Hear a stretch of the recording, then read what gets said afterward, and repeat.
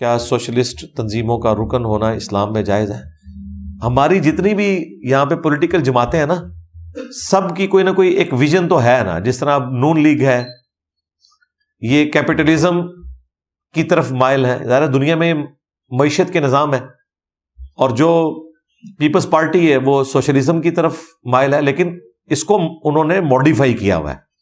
ظاہر ہے سوشلزم سے مراد کوئی ڈینائل آف گاڈ نہیں ہے، یہ معاشی نظام ہے جس کی اپنی خوبیاں بھی ہیں اور خامیاں بھی ہیں. کیپٹلزم کی اپنی خوبیاں بھی ہیں، خامیاں بھی ہیں. اسلام ان دونوں کے درمیان ہے. ساری چیزیں سوشلزم والی بھی نہیں، ساری کیپٹلزم والی بھی نہیں. تو ٹھیک ہے آپ کوئی تنظیم جوائن کرنا چاہتے ہیں، لیکن وہ پولیٹیکل جماعت کے طور پر ہو، ریلیجن کے طور پر نہیں. دیکھیں چائنا جب تک سوشلزم کو پیور سینس میں لے کر چلتا رہا اس نے ترقی نہیں کی ہے. جیسے ہی انہوں نے اس میں تڑکا لگایا کیپٹلزم کا امریکہ کے ذریعے، انہوں نے انڈسٹریز لگائی اپنے ملک میں، اور دیکھیں 30 سال میں وہ 90% لوگوں کو پاورٹی سرکل سے باہر لے کے آ گئے. معجزہ دنیا میں اگر آپ نے کوئی دیکھنا ہے نا زندہ معجزہ، تو وہ آپ چائنا کو دیکھیں کہ 30 سال میں غریب ترین قوم دنیا کی، اور آبادی بھی ایسی کہ دنیا کا 5واں حصہ وہاں پہ رہ رہا ہے. یاد ہوگا بندے تھوڑے سے ترقی کر گئے سنگاپور کی طرح یا باقی جگہوں کی طرح. اتنی آبادی اور غربت سے انہوں نے نکال لیا. انہیں اندازہ ہو گیا کہ کمیونزم میں، سوشلزم میں چند ایک چیزیں کمزوریاں ہیں، ان کو ہم اوور کم کریں گے، اور وہ انہوں نے کیپٹلزم کے ذریعے کیا، اور دیکھیں انہوں نے ترقی کی ہے.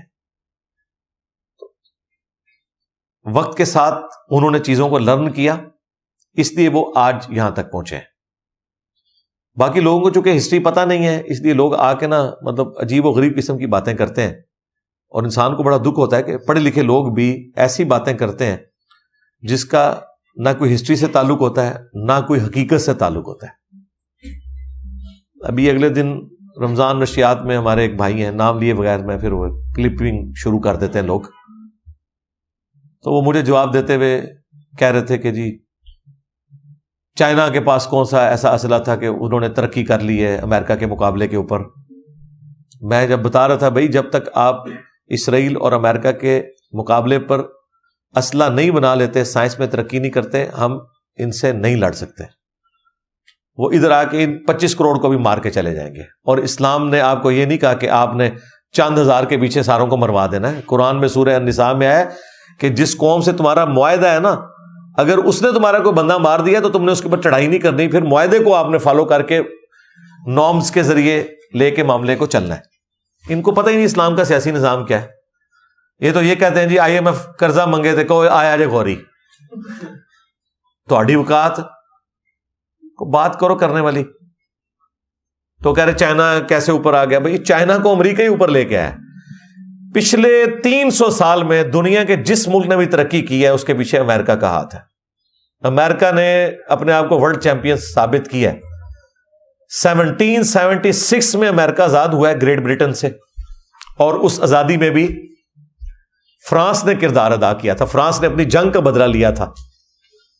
فرانس کو ایک جنگ میں شکست ہوئی تھی گریٹ برٹن سے.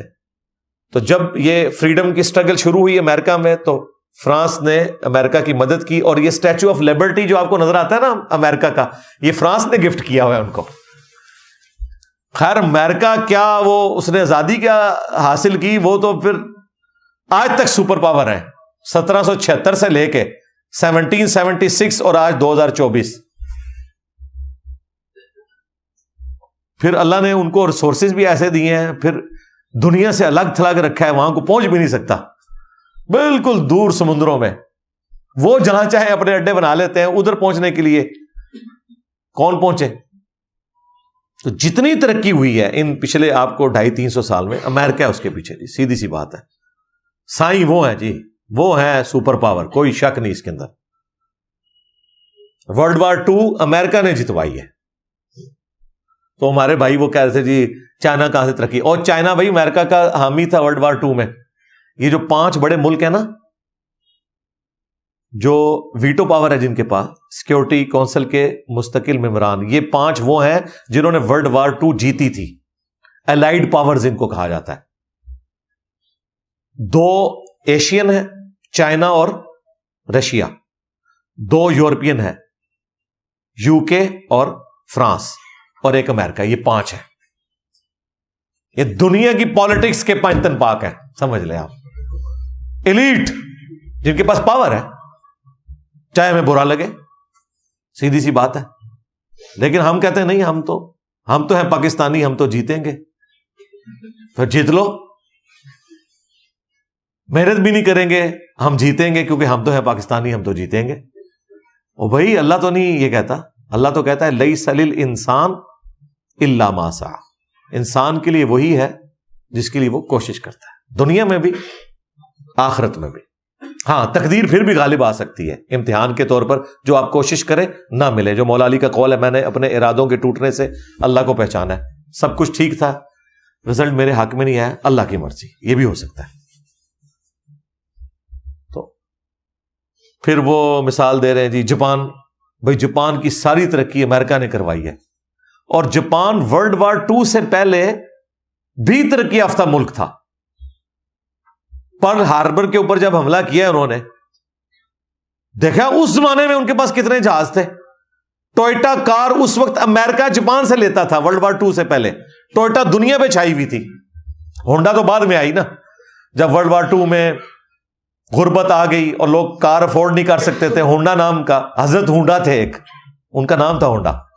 حضرت ہونڈا نے پھر کہا کہ ٹھیک ہے، گاڑیاں تو نہیں، اس نے پرانے انجن جو ہے وہ موٹر بائکس میں لگا کے، تو سائیکل کو موٹر بائک بنا کے، تو اس طرح سلسلہ پھر آہستہ آہستہ گاڑیاں بنانی شروع کی. آج حضرت ہونڈا کا فیض پوری دنیا میں ہے.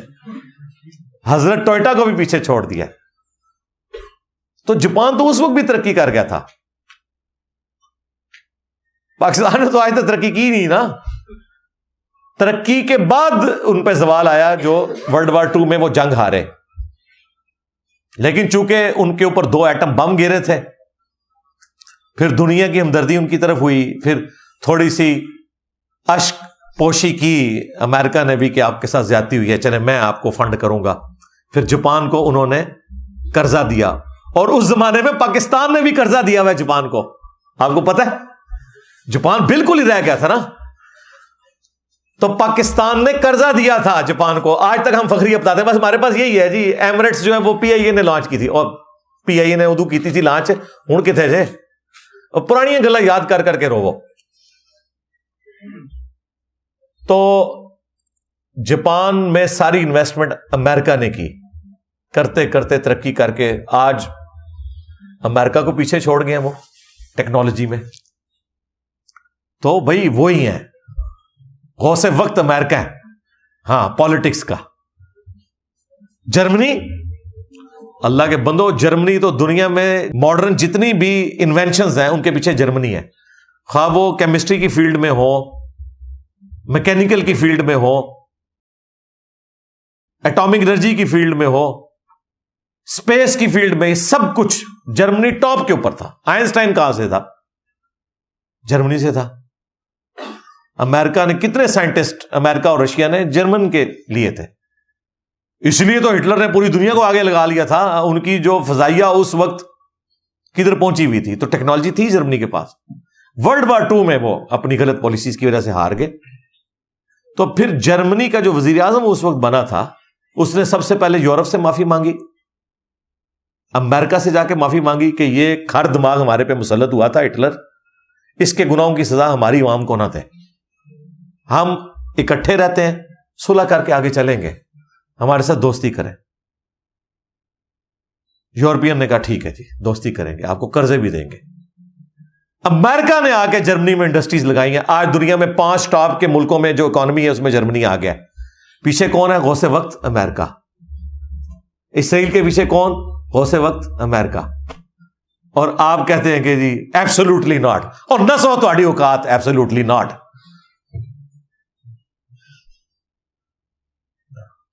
آپ کو اس کے پیچھے لگایا، بعد میں وہاں ایک فرم ہائر کر لی کہ امریکہ سے ہماری دوستی کرا دو، اور اس کو ڈالرز پے کرنا شروع کر دیے. جو آتا ہے قوم کو نا ٹرک کی بتی کے پیچھے لگا کے چلا جاتا ہے. پتہ ان کو بھی ہوتا ہے کہ ہم ان کو ٹرک کے پیچھے لگا رہے ہیں. وہ صرف ان کو پتا ہے، جیسے انڈیا میں جب الیکشن ہونے والے ہوتے ہیں نا، تو پاکستان کے خلاف کمپین چلے گی. پاکستان کے خلاف انڈیا کو کمپین چلانے کی کیا ضرورت ہے؟ پاکستان تو اپنے بوجھ کے تلے خود دبا ہوا ہے. مرے ہوئے کو کس نے مار کے مردہ متھے لوانا ہے کہ بھئی کفن دفن کا بھی بندوبست کرنا پہ جائے؟ انڈیا کا دماغ خراب ہے. ہم خود اپنے آپ کو مارنے کے لیے کافی ہیں. اور یہ میں درد کے طور پہ باتیں کر رہا ہوں, مذاق نہیں اڑا رہا, درد کے طور پر. ہم کوئی غلام ہے؟ جی آپ غلام ابن غلام ہے, بالکل غلام ہے, کوئی شک نہیں ہے. صرف ان کی مہربانی ہے کہ انہوں نے غلامی کا ٹیگ آپ سے ہٹایا ہوا ہے. ادروائز بھائی جب امپائر دوسرے ملکوں پہ قبضہ کرتی ہے پھر امپائرز کی مرضی چلتی ہے. اس دفعہ چونکہ تھوڑا ڈفرنٹ ہو گیا سٹائل کے ورلڈ وار 2 جیتنے کے بعد بجائے یہ کہ امریکہ, یو کے, چائنا, فرانس اور رشیا پوری دنیا کو بانٹ لیتے کہ جی ہندوستان آپ لے لیں, فلاں لے لیں, اس دفعہ ان کا نہیں یار, ان کو آزادی دو آزادی, اوپر ہم ہوں گے, نیچے یہ اپنی بنا لیں جو کچھ کرنا ہے. اوورال اقوام متحدہ ہماری ہوگی. اس لیے دیکھیں ویٹو پاور 5 کو ہے, انڈیا کو کیوں نہیں دے رہے؟ مجھ سے اگر پوچھا جائے نا 6 نمبر پہ اگر کوئی ویٹو پاور کا حقدار ہے تو انڈیا ہے. دنیا کی 5واں حصہ آبادی کا انڈیا میں. اور آپ کو اب میں بتاؤں آج کی فکر یہ ہے کہ انڈیا کی آبادی چائنا سے بڑھ گئی ہے. جی چائنا 1 ارب اور 48 کروڑ ہے اور جو انڈیا ہے وہ اس کو کراس کر چکا ہے, 49 ہے یا 1.5 ارب کے قریب. تو دنیا کا سب سے بڑا ملک اسے ویٹو پاور نہیں وہ دے رہے. ہم خوش ہیں ساڈی وے نال, وہ تہاڈی کیا اوقات ہے, تہاڈی وے نال نہیں دے رہے. وہ کہتے ہیں یہ تو ہمارے غلام ہیں, ان کو ہم کدھر ویٹو پاور دیں؟ ان کو تو ہم نے آزاد کیا تھا, ملکہ عالیہ نے ہمیں آزاد کیا تھا. ہاں جی 15 اگست کو یا 14 اگست کو 1947 میں آزادی کس نے دی ہوئی ہے؟ یو کے نے دی ہے. اسی لیے ان کی ملکہ آتی ہوتی تھی ہمارے پاس, یہاں پہ صدر یو بھی لیے پھرتے تھے.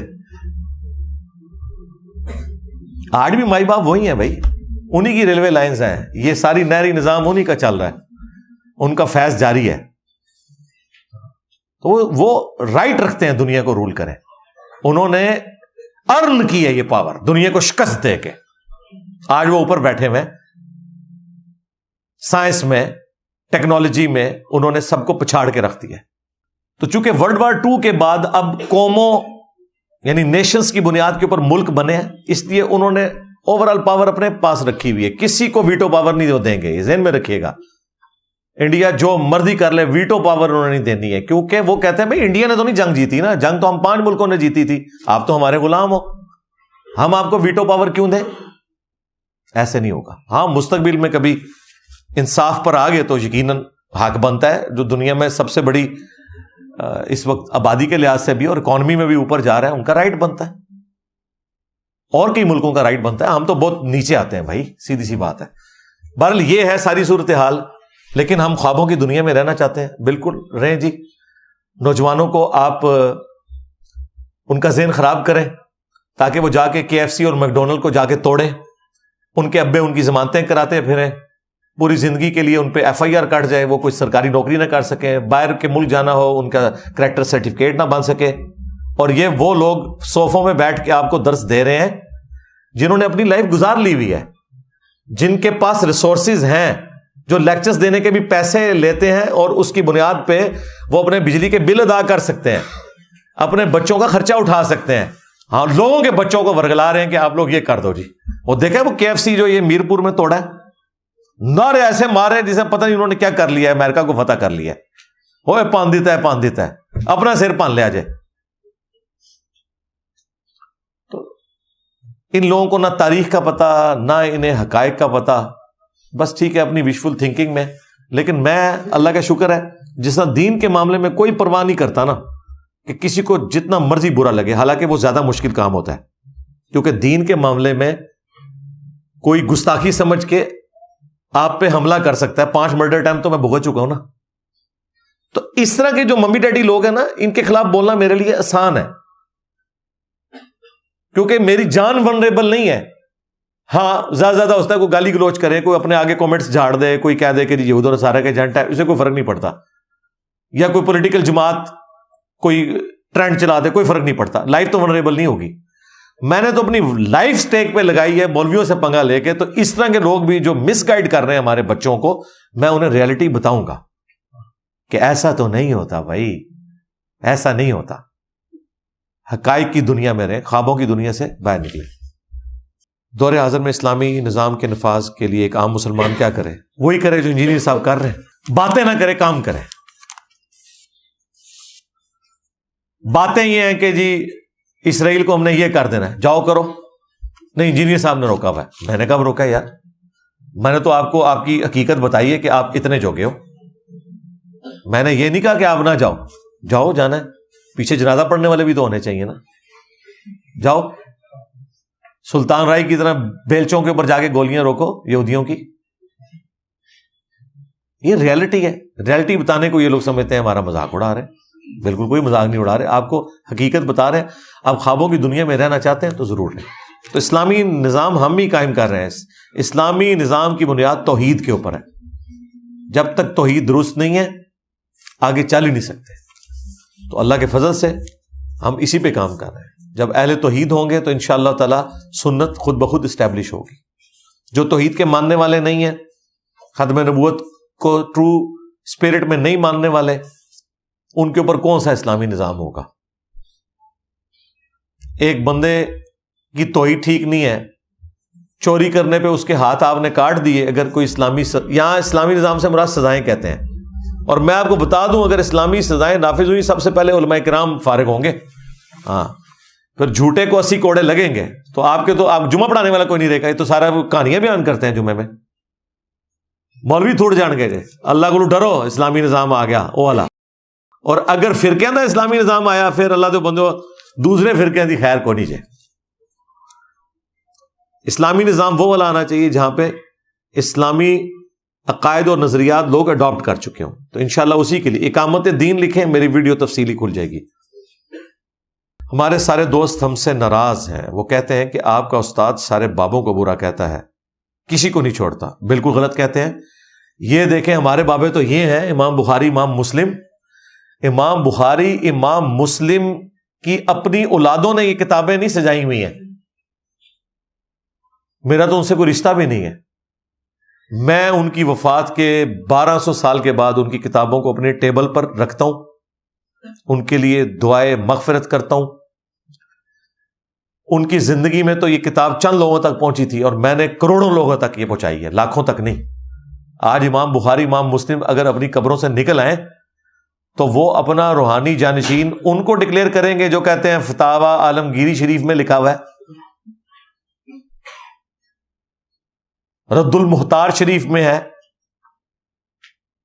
یا اس کو اپنا روحانی بیٹا کہیں گے جو کہے کہ بخاری شریف میں ہے, مسلم شریف میں ہے, اور بچے بچے کو رٹوا دیا اللہ کے فضل سے. تو ہم بابوں کو مانتے ہیں, ان بابوں کو مانتے ہیں جو کتابوں کو مانتے ہیں. جنہوں نے کتابوں کے ساتھ غداری کی, نبی علیہ السلام کی تعلیمات کے ساتھ غداری کی, وہ بابے ہمارے لیے قابل احترام نہیں ہیں. اور اس کے اوپر بھی اجماع امت ہے. کیا دیوبندیوں کے بابے بریلویوں کے نزدیک قابل احترام ہیں؟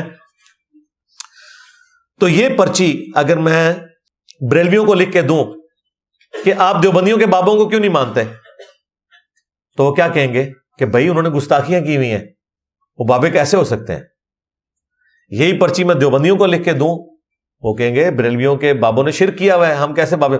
تو بھائی یہ دونوں باتیں میں اکٹھی کر کے جب بیان کر رہا ہوں کہ واقعی انہوں نے شرک کیا ہوا ہے, انہوں نے گستاخیاں کی ہوئی ہیں, میں کہہ رہا ہوں دو ٹھیک کہہ رہے ہو. تو بابوں کے انکاری یہ خود ہے. یہ کہتے ہیں کہ جی آپ ہمارے بابوں کو نہیں مانتے. جی آپ بھی تو دوسروں کے بابوں کو نہیں مانتے. آپ ہمارے بابوں کا کتنا احترام کرتے ہیں جتنا آپ دوسرے کے بابوں کا احترام کرتے ہیں.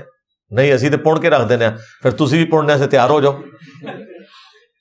وہی اینک لگائے نا. لوگ ہمیں آگے پوچھ رہے ہیں جی آپ حضرت معاویہ سے کتنی محبت کرتے ہیں. ہم کہتے ہیں ہم حضرت معاویہ سے اتنی محبت کرتے ہیں جتنی مولا علی کرتے تھے. ہائے ہائے کیسا چھکا ہے, لے جاؤ مرے ہوئے ناسبی بھی قبراں تو کٹ لو تو قیامت تک جتنی تہاڈی اولاداں آنیاں نے, قیامت تک تے نہیں آنیاں. امام مہدی دے آندے ساری ناسبیت مک جانی ہے. انہوں نے سیاست معاویہ زندہ باد نہیں کہنا, انہوں نے خلافت راشدہ حق 4 یار کہنا ہے انشاءاللہ. تو دیکھو کیسا جواب دیا ہے میں نے. ہم حضرت معاویہ سے، حضرت عمر بن عاص سے، مغیرہ ابن شعبہ رضی اللہ عنہم اجمعین سے اتنی ہی محبت کرتے ہیں جتنی حضرت علی ان سے کرتے تھے. اور حضرت علی نے ان کے ساتھ کیا کیا ہے وہ آپ کو ہم نے بتایا ہوا ہے، قنوت نازلہ پڑی ہوئی ہے. تو کریں پھر ہم اتنی محبت. ہم نے تو ہاتھ اولا رکھا ہوا ہے، ہم نہیں قنوت نازلہ پڑھ رہے. حضرت علی نے تلوار اٹھائی ہوئی ہے، ہم صرف زبان کھول رہے ہیں. تو جتنی حضرت علی ان سے محبت کرتے تھے نا، ہم نے حضرت علی سے بڑھ کے ان سے محبت کرنی شروع کر دی. اللہ تعالیٰ اس غلطی پہ ہمیں معاف کرے، کیونکہ یہ میں نے جو آپ کو کمپیریزن کرایا اس میں تو میں پھنستا ہوا نظر آ رہا ہوں. باقی آج بھی میں نے ڈسکس کر لیا ہے کہ بابوں کی مٹی پلید کرائی ہے ان لوگوں نے خود. اب مجھے بتائیں، میرے سامنے وہ لوگ ہیں جو چشتی رسول اللہ، شبلی رسول اللہ کا دفاع کر رہے ہیں، میں کیا کروں؟ میں تو محمد رسول اللہ کا ماننے والا ہوں. اب یہ کہہ رہے ہیں کتابیں بدل گئی ہیں. کتابیں تو نہیں بدلی، تم نے مناظرے کیے ہوئے. شبلی بولے اس طرح پڑھ، لا الہ الا اللہ شبلی رسول اللہ. اور ختم نبوت کے ڈاکوؤں، شبلی کو رسول بنانے والوں، لا الہ الا اللہ چشتی رسول اللہ، لا الہ الا اللہ شبلی رسول اللہ. انہوں نے پھر پڑھا لا الہ الا اللہ شبلی رسول اللہ. اب بات یہ، انہوں نے شبلی کو کیا کہا؟ کون ہے؟ کافر ہے. ان کے علماء نے لکھا شبلی نے جتنی باتیں کی حالت سکر اور مستی میں کی، خبردار زینہار ہرگز ایسے صوفیاء کے بارے میں زبان نہ کھولنا. تم بکی جا رہے ہو، تمہارے کافر کہہ رہے ہیں نہ کھولنا، تم بکی جا رہے ہو. خبردار زینہار ہرگز ایسے صوفیاء کے بارے میں زبان نہ کھولنا. تم بکی جا رہے ہو، تمہارے کافر کہہ رہے ہیں نہ کھولنا، تم بکی جا رہے ہو. خواجہ نے کیا فرمایا؟ سنو کہ میں کون ہوں اور کیا ہوں. محمد الرسول اللہ صلی اللہ علیہ وسلم کے دربار کے کمینے غلاموں میں سے ایک ہوں، کمینے غلاموں میں سے ایک ہوں، کمینے غلاموں میں سے ایک ہوں. ان کتابوں کی کمائیاں آج تک تم کھا رہے ہو، آرام کھا رہے ہو. تو یہ میرے ایمان کا تقاضا ہے کہ میں آپ کے بابوں کو غلط کہوں. رہے وہ بابے جو خود ٹھیک تھے، ان کی طرف کو غلط بات منسوب ہو گئی، ان کا ہم دفاع کریں گے. اور وہ ڈیفینیٹلی اگر کوئی بابے ہیں نا تو صحابہ اور اہل بیت ہیں علیہم السلام اجمعین. ان کے بعد وہ تابعین، تبا تابعین جن کی عظمت کے اوپر اتفاق ہے، جہاں پہ دو رائے موجود ہیں ان کی بات نہ کریں. جس طرح امام بخاری، امام مسلم ہے، ان کی عظمت کے اوپر اتفاق ہے، یہ ہمارے بابے ہیں، ہم ان کا دفاع بھی کرتے ہیں. جب آپ ان کی طرف جھوٹ منسوب کرتے ہیں ہم کہتے ہیں نہیں ایسا نہیں ہے. لیکن آپ کے جو بابے ہیں نا، ان سے جو کچھ ملتا ہے 99% گند ہی ملتا ہے. اب 1% اگر کوئی اچھائی نکل آئی ہے اس کی وجہ سے میں ان کے گند کو اپنے اوپر کیوں سوار کر لوں؟ انجینئر صاحب گندی مکھی ہیں، جا کے گند پہ بیٹھتے ہیں. بالکل، یہ گند پھیلایا کس نے؟ بابوں نے. تو بھائی آپ اللہ کا شکر ادا کریں کہ ہم نے آپ کے بزرگوں کا گند صاف کر دیا. آپ کے بابے اگر مریدنیاں کیچ کر کے گئے تو میرا کیا قصور ہے؟ آپ کے بابوں نے اگر لوٹے کی ٹوٹی سیدھی نہ ہونے کے اوپر مرید جلا کے راکھ کر دیا تو میرا کیا قصور ہے یار؟ حضرت شاہ نقشبند بخاری علیہ رحمہ نقش بندیوں کے امام ہیں. آپ کابل میں تشریف لائے تو بادشاہ کے گھر میں کام کرنے والی ایک خاتون آپ سے روحانی نسبت قائم کر لیتی ہے. جو اس کی ہم منصب تھیں انہوں نے اس سے حسد کیا اور بادشاہ کے گھر کا زیور چوری کر کے اس پر الزام دھر دیا اور گواہیاں بھی دے دی. بادشاہ کو بڑا غصہ آیا. اس نے کوئی بات سنے بغیر کہا کہ اس کو لے جاؤ اور محل کی چھت سے اوپر گرا دو. خیر اس کو چھت پہ لے گئے. جب پھینکنے لگے تو اس کے دل میں خیال آیا، وہ کسی نے بتایا تھا کہ اوکھے ویلے بزرگ کام آتے ہیں، تو اس سے بڑھ کر اوکھا ویلا ہو کیا سکتا ہے. تو اس نے بخارے کی طرف منہ کر کے کہا، شیئا للہ چو گدائے مستمند المدد خواہم ز شاہ نقش بند. اور اتنے میں جلاد نے پیچھے سے دھکا دے دیا. جب وہ نیچے گئی تو حضرت شاہ نقشبند بخاری نے پکڑ کے آرام سے زمین پہ رکھ دیا. تو حیرت زدہ ہوگی، حضرت آپ کب آئے تھے؟ کہا تو از چبارہ آمدی من از بخارا آمدم. تو چبارے سے چل پڑی تھی، میں بخارے سے چل پڑا. شیخ عبد القادر جیلانی کو کچھ لوگ ملنے کے لیے آئے، تو جب ان کے پاس پہنچے تو ان کا ایک جو غلام تھا اس نے لوٹا جو رکھا تو لوٹے کی ٹوٹی قبلہ کی طرف نہیں کی، تو شیخ عبد القادر جیلانی غوث پاک سرکار رضی اللہ تعالیٰ عنہ کو اس پر ملال ہوا، تو آپ نے جلال سے اس کی طرف دیکھا تو وہ آپ کی نگاہ کی تاب نہ لاتے ہوئے جاں بحق ہو گیا۔ اور یہ وہ واقعات ہیں جو یہ فخریہ بیان کرتے ہیں، ان کو یہ بھی نہیں کہتے تبدیل ہوئے میں، ذہن میں رکھیے گا۔ ہم دین اہل بیت سے کیوں نہیں لیتے، بخاری مسلم سے کیوں لیتے ہیں؟ جی ہم دین نہ بخاری مسلم سے لے رہے ہیں، نہ شیعہ کتابوں سے، ہم دین لے رہے ہیں قرآن سے۔ اب مجھے بتائیں، اگر کوئی شخص اہل بیت کی طرف ایسے عقیدے منسوب کر دے جو قرآن کے خلاف ہیں، تو امام جعفر صادق کا خود قول ہے کہ ہمارا بھی کوئی قول تمہیں قرآن کے خلاف ملے تو اسے چھوڑ دو، تو ہم اہل بیت سے ہی لے رہے ہیں نا دین۔ عقیدے تو سارے قرآن میں ہیں، وہ اصول الکافی اور بخاری مسلم سے تو نہیں عقیدے آتے۔ یہ تو مسائل کے لیے، اعمال کے لیے آپ نچلی کتابوں میں جاتے ہیں، اور وہاں پہ بھی کوئی زیادہ اختلاف نہیں ہے۔ میں نے تو سنی شیعہ کی نماز ثابت کر دیا ایک جیسی ہے، تو سب سے بڑی چیز نماز ہی تھی نا، باقی تو چھوٹی چیزیں نے۔ شیعہ بھی حج کے لیے وہیں جاتے ہیں، مکہ مدینہ ہی جاتے ہیں، سنی بھی وہیں جاتے ہیں۔ چند ایک چیزوں میں چھوٹا سا کوئی اگر اختلاف ہے، وہ سنیوں کے ہاں بھی ہے، چاروں فقہوں میں اختلاف موجود ہے، اس سے کوئی فرق نہیں پڑتا۔ بالکل جی، اہل بیت سے لیا ہے، اہل بیت نے ہمیں سکھایا ہے کہ آپ نے اللہ ہی کو پکارنا ہے۔ تو دیکھ لیں، اہل بیت نے کہیں نہیں کہا کہ ہمارے دنیا سے جانے کے بعد آپ نے ہمیں مدد کے لیے پکارنا ہے۔ اسلام میں خوابوں کی اہمیت کیا ہے؟ وہی کا سلسلہ ختم ہو چکا، تو اب قیامت تک لوگوں کو خواب سے گائیڈ کیا جائے گا۔ خواب سے گائیڈ کیا جائے گا بشارت کے طور پر، اس میں الفاظ ہیں مبشرات باقی ہیں، خوشخبریاں، کہ کسی کو خوشخبری دے دی جائے کہ تیرے گھر اولاد ہو جائے گی، اور اگر نہیں ہوئی ہے تو یقیناً وہ خواب اس کے ذہن کا تخیل تھا، اور اگر ہو گئی ہے تو یقیناً وہ اللہ کی طرف سے تھا۔ یعنی جب تک ہو نہ جائے کوئی بتا نہیں سکتا۔ باقی کوئی یہ نہیں خواب میں بتانا کہ بھئی آپ نے فلاں فرقے میں جانا ہے، نماز کا طریقہ اس طرح، وہ آپ نے حدیث کی کتابوں سے، ورنہ تو میں نے انہیں بتایا کہ امام دارقطنی نے تو اپنے استاد سے ان کا اپنا خواب نقل کیا۔ وہ کہتے ہیں میں پہلے کوفیوں کے مذہب پہ تھا، رفع الیدین نہیں کرتا تھا، ایک رات خواب میں نبی اسلام کو دیکھا، اور یہ کوئی بزرگ بابوں کا خواب نہیں، حدیث کی کتاب میں ہے، دارقطنی میں 1110 نمبر حدیث ہے جو بریلویوں نے چھاپی ہے۔ وہ کہتے ہیں میں نے نبی اسلام کو نماز پڑھتے ہوئے دیکھا، آپ رکوع میں جاتے وقت اور اٹھتے وقت رفع الیدین کر رہے ہیں، تو میں نے رفع الیدین شروع کیا، اور حدیث کی سند کی بھی ضرورت نہیں ہے، امام دارقطنی کا استاد ان سے بیان کر رہا ہے۔ تو یہ تو بابوں کے خواب بیان کرتے ہیں، میں تو محدث کے استاد کا خواب بیان کر رہا ہوں۔ تو کیا اس پرنٹنگ کے بعد بریلویوں نے رفع الیدین شروع کر دیا؟ کہانیاں بنائی ہوئی ہیں۔ کیا کرسی پر بیٹھ کر پاؤں ہلانے سے شیطان جھولے لیتا ہے؟ جی حنفیوں کا شیطان لیتا ہوگا۔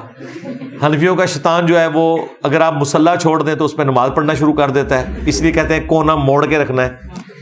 حنفیوں کا شیطان جو ہے مسواک ایک بالی سے زیادہ ہو جائے اس پہ آ کے بیٹھ جاتا ہے۔ ہاں جی، یہ آپ بات، حنفیوں کا شیطان جو ہے وہ عید والے دن روزہ رکھ لیتا ہے۔ تو ہو سکتا ہے یہ کام بھی کرتا ہو، یہ شیطان بڑے کام کرتا ہے۔ توبہ توبہ توبہ۔ جمعے والے دن جھوٹی روایتیں یہ شیطان بیان کرتا ہے انسانی شکل میں آ کے ممبروں کے اوپر۔ ہاں، نہیں بتاتا آپ کو کہ جی بغلوں میں بت رکھ کے آتے تھے اس لیے رفع الیدین ہوتا ہے، تو یہ کون ہے؟ شیطان ہی ہے نا، جو روایت موجود ہی نہیں کسی حدیث کی کتاب میں، خود سے بنا لی۔ میں جس مسجد میں نماز پڑھتا ہوں وہ حنفیوں کی مسجد ہے، وہ کہتے ہیں ہمارے پیچھے رفع الیدین کے ساتھ نماز نہ پڑھو، کہیں اور جا کے پڑھو۔ تو بس ٹھیک ہے، اس کان سے سنیں اسی سے نکال دیں، زبردستی تو نہیں آپ سے کر سکتے۔ ان کے کہنے سے کیا ہوتا ہے؟ جا کے تھانے میں اپلیکیشن دے دیں یہ مجھے نماز نہیں پڑھنے دے رہے، سمپل، اور کوئی طریقہ ہی نہیں، قابو آ جائیں گے۔ دیکھیں کیسا ڈنگ نکلا ہوا ہے مولویوں کا، آج کل تو بالکل سہمے ہوئے ہیں۔ حافظ صاحب کا ڈنڈا بہت تیز ہے جی، سیدھی سی بات ہے۔ کدھر گئے جو تھوڑے ترنے دینے والے یہ وہ سارا کچھ سب ٹھپے گئے جے، سارا دا عشق دا نشہ لے گیا۔ اگر انہیں شٹ اپ کال دی ہے جب سے یہ واقعہ ہوا نا، یہ جڑا والا جو انہوں نے چرچ جلائے تھے، اس کے بعد سے بالکل ڈنڈا ان کے اوپر ہے۔ اچھرا واقعہ جو ہوا وہ جتنے وہاں کھڑے تھے نا سارے اندر ہیں، اس وقت اب انہوں نے اپنی اسٹریٹجی یہ رکھی ہوئی ہے کہ اس ٹائم ان کو اپنا تماشا لگانے دیں، بعد میں پھر ایک ایک کو ڈھونڈ کے نا اندر کرو. بالکل.